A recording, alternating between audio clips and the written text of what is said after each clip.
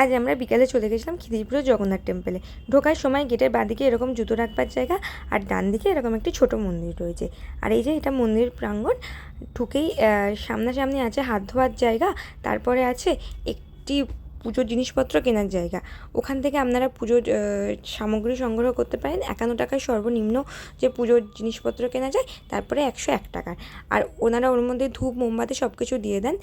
ধূপ মোমবাতি কিনে নিচে জ্বালিয়ে তারপরে ওপরে উঠতে হয়। আর তার পাশেই রয়েছে যে মহাপ্রসাদের যে কুপন, সেটা সংগ্রহের জায়গা। মহাপ্রসাদ খাওয়ার একটা নিয়ম আছে, আপনি যেদিন খাবেন তার আগের দিন ওদেরকে ফোন করে জানিয়ে দিতে হয় যে আপনারা কটা কুপন নেবেন।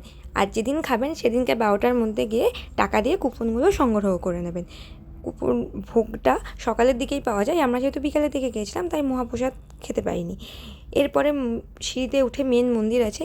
মন্দিরের বিগ্রহটি তো খুবই সুন্দর।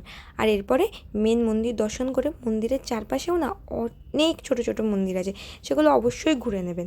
আর এই যে ওপরে পুরীর মন্দিরের মধ্যে কিন্তু ধ্বজা উঠছে, মন্দিরের গায়ের কারুকার্যগুলোও কিন্তু খুব সুন্দর।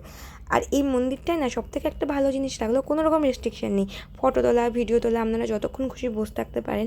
খুব ভালো লাগলো। আর সন্ধ্যেবেলায় 6:25 এখানে আরতি হয়, আরতিটা কিন্তু খুবই সুন্দর। আরতির পর সবাইকে বিনামূল্যে এনারা ভোগ দেন।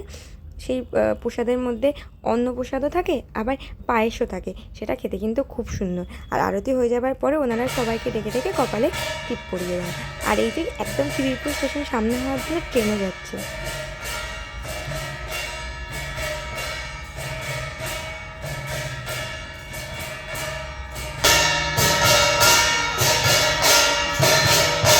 এটা হচ্ছে কি যে অন্নপ্রসাদ নেবার লাইন, আর এই যে এটা হচ্ছে ভোগের পায়েস।